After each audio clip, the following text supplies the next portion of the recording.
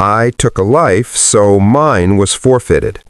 Those were the words James Osgood chose to leave behind, not shouted in anger, not whispered in fear, but spoken calmly, almost like a conclusion he had reached long before the needle ever entered his arm. Most people on death row fight until their final breath. They appeal, they delay, they cling to any chance, no matter how small. James Osgood did the opposite. He asked the state of Alabama to kill him.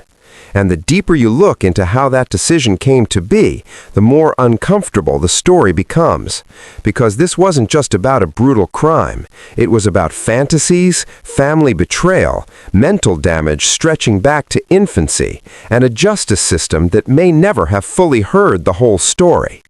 But to understand why Osgood chose death, you first have to understand what happened inside a quiet Alabama home in 2010, and why one woman never got the chance to walk out alive. Tracy Lynn Brown wasn't a headline. She wasn't a statistic. She was a mother, a caregiver, and someone who had spent years rebuilding her life after a divorce. She worked at a nursing home, the kind of job that doesn't make you famous, but defines who you are. People who knew Tracy described her as steady, dependable, and deeply caring. Helping others wasn't just her work, it was her identity. So when she didn't show up for her shift on October 23, 2010, alarm bells went off. This wasn't like her. Coworkers tried calling. No answer. As concern grew, someone went to check on her at home in Chilton County, Alabama. What they found inside would change everything. Tracy Brown was dead. The crime scene told a story no one wanted to hear, a story of violence, betrayal, and something far darker than a random attack. And soon, investigators realized this wasn't the work of a stranger. It was done by people Tracy trusted. But what police uncovered next made the case even more disturbing. James Osgood didn't deny what he had done. According to investigators, he admitted that he and Tanya Van Dyke had gone to Tracy's home together. Van Dyke wasn't anyone. She was Tracy's cousin. Family. That fact alone sent shockwaves through the case. Prosecutors would later say that Osgood and Van Dyke had talked beforehand about disturbing fantasies, ideas involving kidnapping and torture. They claimed the attack wasn't spontaneous, but something discussed, imagined, and then acted out. According to the state, Tracy was assaulted, and then Osgood ended her life. At trial, prosecutors didn't hesitate to describe it as premeditated. One assistant district attorney told the jury that Tracy died simply because James Osgood wanted to fulfill a twisted fantasy of killing someone. But that wasn't the only story presented. Osgood's defense painted a very different picture. They argued the encounter was consensual, that what began as an agreed situation spiraled out of control, that events escalated faster than anyone expected, ending in tragedy rather than intent. Two stories, one outcome, and for the jury, only one version mattered.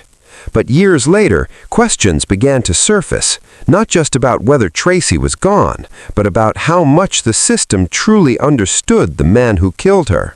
Because buried beneath the crime was a life shaped by damage long before 2010. Damage no jury fully weighed. James Osgood didn't grow up broken overnight. Court records show he was abandoned before he could even walk. At just 9 months old, James and his sisters were found alone in a house, severely neglected. He was so malnourished that doctors documented rickets, a serious nutritional deficiency that can affect bone growth and brain development. At 9 months, he weighed the same as he did at birth. That wasn't the end of it. What followed was a childhood marked by instability, abuse, and constant displacement. Between the ages of 12 and 17, James lived in at least 12 different places: foster homes, shelters, adoptive households, and group facilities. His adoptive mother reportedly took him and his sister to bars, leaving them alone with strangers. Court documents described repeated abuse and moments no child should ever experience, including James having to intervene when his adoptive mother tried to harm his sister.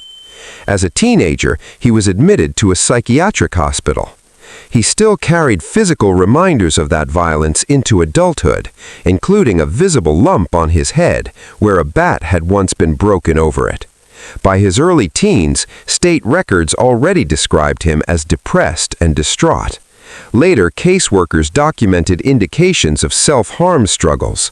In 1997, years before the crime, he attempted to end his own life. Mental health experts have long explained that trauma like this doesn't just disappear. It can permanently alter impulse control, emotional regulation, and judgment. But when James Osgood stood before a jury deciding whether he should live or die, much of that story barely made it into the room, and the way it was handled would later raise serious legal concerns. In 2014, James Osgood was found guilty of 2 counts of capital murder and sentenced to death. But years later, Alabama's Court of Criminal Appeals identified a major problem. The trial judge had improperly instructed the jury during sentencing, limiting how they could consider mitigating evidence.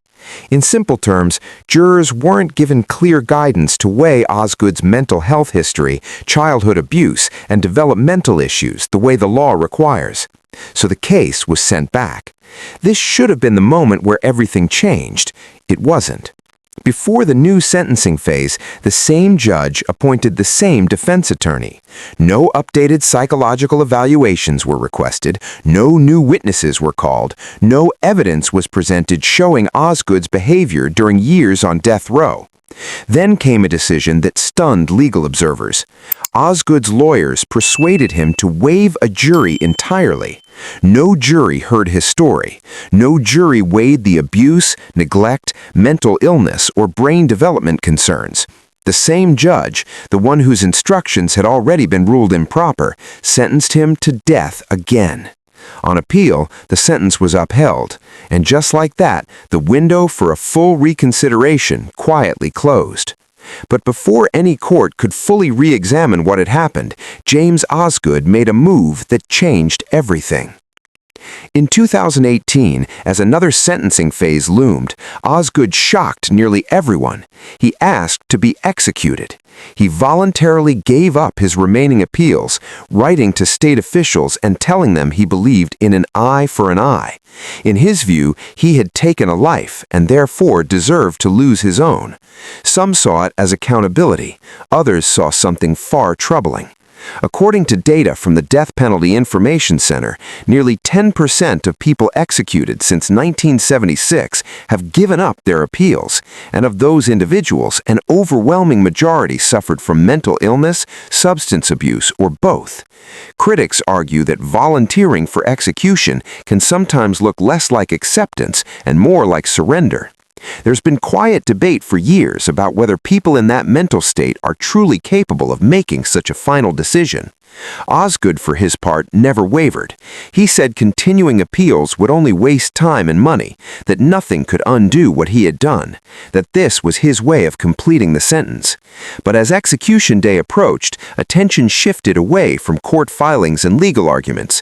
All eyes turned to his final moments. On April 24, 2025, inside the William C. Holman Correctional Facility in Atmore, Alabama, James Osgood was strapped to a gurney.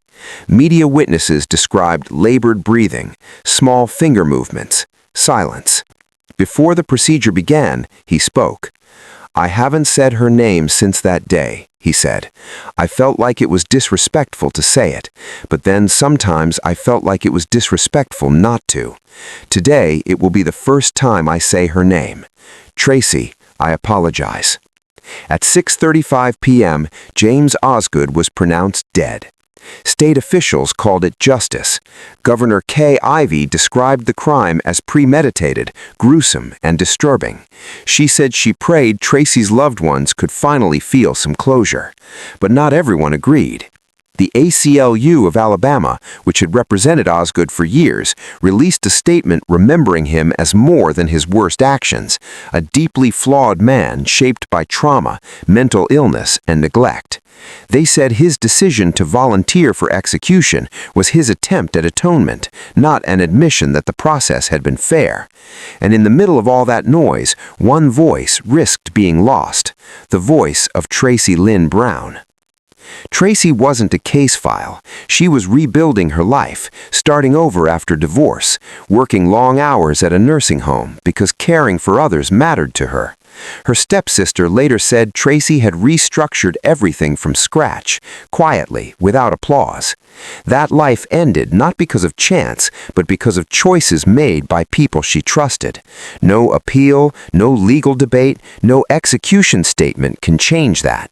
And while the world argued whether James Osgood deserved to die, Tracy's future had already been stolen, one that never got a second chance, a new trial, or a reconsideration. She didn't volunteer for anything. She didn't choose how her story ended. James Osgood believed his life was forfeited. The state agreed. But his case leaves behind an uncomfortable question, one that goes far beyond guilt or innocence. If a man shaped by extreme abuse, mental illness, and neurological damage asks to be executed, is that justice, or is that the system quietly stepping aside?